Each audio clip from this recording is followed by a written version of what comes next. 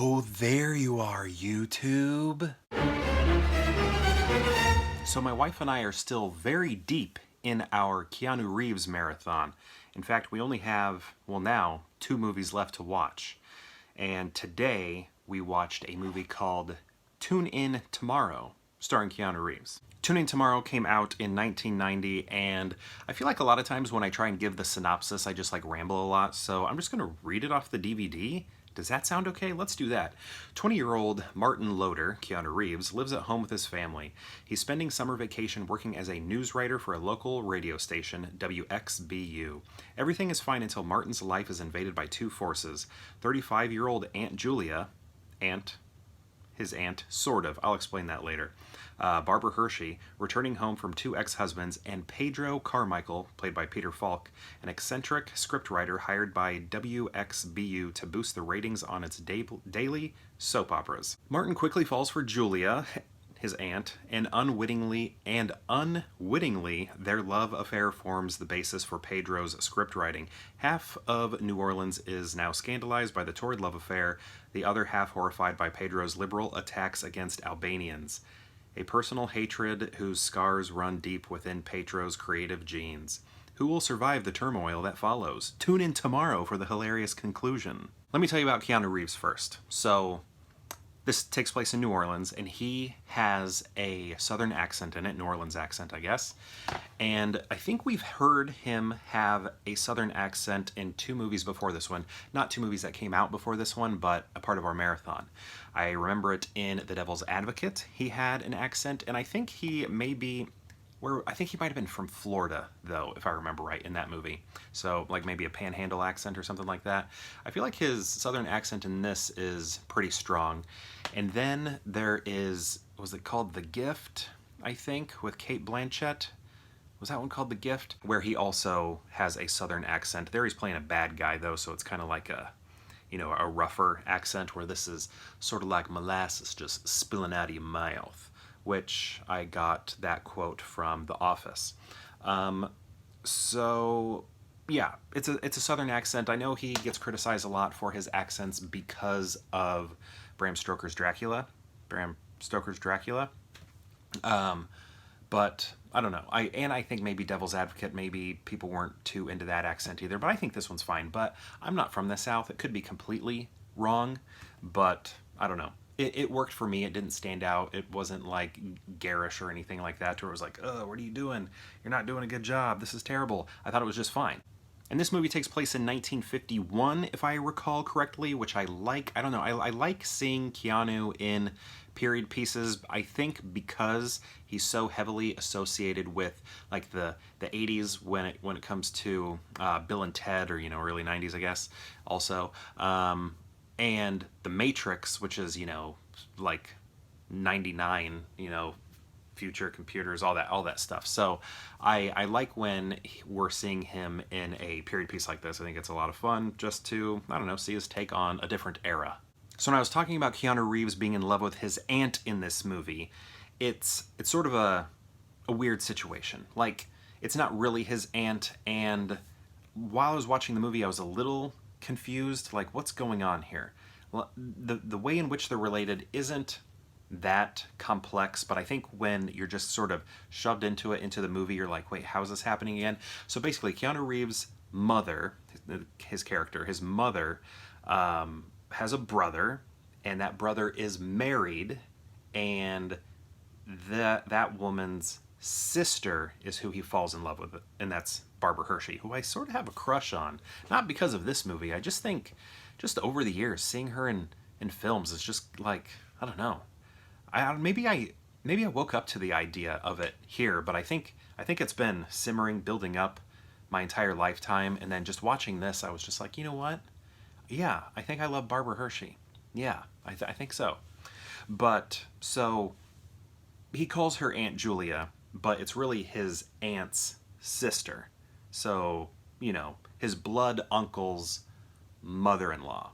No, that's not right. His blood uncle's sister-in-law. That's how it works. But Peter Falk, I think, steals this show. He is hilarious and just like, I don't think I knew he was that funny. I don't know. Like, I've seen Princess Bride was like a movie that I like when I went to college. I found out everybody loved that movie, and it was just like I remember watching it. I watched it once when I was a kid, but I didn't realize it was like a cultural milestone, something that everybody knew, everybody grew up with. It was just kind of like a movie that I watched with Andre the Giant in it when I was probably like 5 or something, and maybe 7.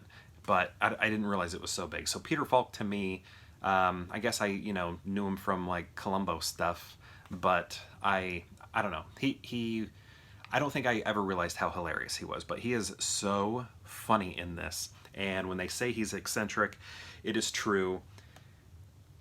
What he's doing is so deep into comedy and it's almost slapstick and doesn't fit the rest of the movie. It's almost like fantastical. He's almost like a wizard or a magician or something. The things that he's doing in this does not feel grounded at all. It feels almost separate from the movie.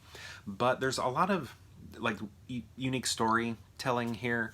We're watching a story within a story because he is a writer of soap operas, and when we are listening, if they're played on the radio, acted out through the radio, but when we are when they're being performed on the radio, we're actually cutting to these stories, watching them play out, not by the actors, but as if it's like a real life. I don't know, how is that, what kind of diegesis would this be? It's like an internal diegesis within Peter Falk's character's head, I guess. Like maybe what the viewers are listening to, what the viewers at home are getting in their head as they are listening to the performers on the radio, sort of thing. So we're cutting to that.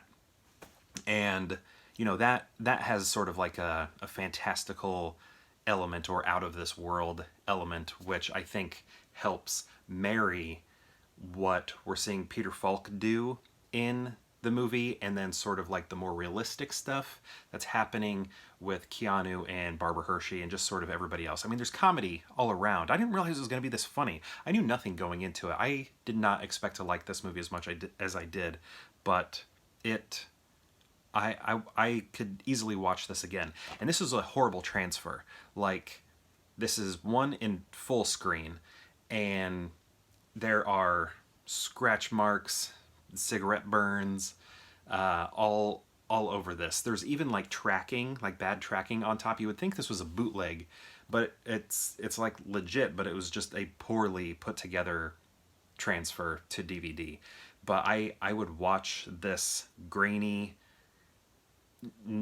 tracking, knob kneading film over again because I found it so funny. It was great, and I can say I think I want to eventually rank all of these movies, all the Keanu films, and I can see this one being pretty high because of, I mean, a lot of that is going to be because I did not expect it to be good, but like my expectations were low, but they far exceeded. The movie far exceeded my expectations. So, yeah, I mean, look what it says here. Outrageously funny, says Bruce Kirkland of the Toronto Sun. The year's best comedy, says Gary Giddens of the Village Voice. Tune in is a turn on, says Jamie Bernard of the New York Post. Roger Ebert, I think, gave it 2.5 stars, which is, not, I think that's a thumbs down for him, but I didn't read his review, just saw the stars, and he, I guess didn't like the movie so much, but I did. But back to Peter Falk. The way he is manipulating characters, specifically, well, not a lot of characters, but more specifically with Keanu and Barbara Hershey, is pretty hilarious and, seems bad. I mean, he's doing this for, like, he starts working at this radio station, and then he starts, giving them new content for their soap opera programs, and then he realizes, hey, what Keanu and Barbara Hershey have going on right now is pretty interesting. Let me see if I can infuse that into my stories. So people are already loving his stories that he's producing, but he wants to spice them up with what Keanu and Barbara are putting together. So he's like listening in on them, creating situations. How can I get them in a room together and listen in on them and then put that into my story? And that's what he's doing. And then he starts creating, extra drama in their life so that he can watch it play out to influence the way in which he writes his stories. And I don't know, all of that sneaking around I think is really funny, and the way Peter Falk just shows up in these different scenes again is so fantastical. It reminds me of Toys, that Robin Williams movie Toys, with like LL Cool J. You know how he was always dressed in camo, and then you wouldn't see him in the background, like a scene would play out, and then he would just be like, oh yeah, by the way, I'm here. I feel like Peter Falk's doing something similar to that. I've seen other examples that I just aren't coming to mind right now, but the Toys example is what's, I don't know, popping up. But I don't know. I think this movie's great. Keanu Reeves, for the most part, plays a pure, perfect character like he is in life. There is a moment where he has some thoughts of evil, I guess, but those are fleeting.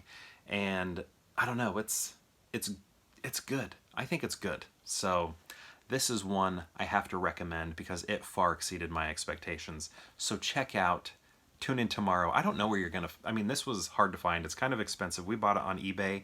This is the full screen version. There is a widescreen version, but those go for a lot more, like double the price. So, this terrible transfer full screen edition worked for me, so much so that I am totally... willing to watch it again. I would like to have the widescreen someday, but this did the trick. So check out, tune in tomorrow. Let me show you that. Keanu on the cover. There's the spine. Sorry for the glare. Also, you don't see it here, but sometimes this movie is tune in tomorrow ... But I'm not seeing that here. But it is presented that way on the movie. So there's Falk right there, Barbara Hershey right there. Patricia Clarkson is in it. She plays Barbara Hershey's sister. So Keanu's aunt, basically.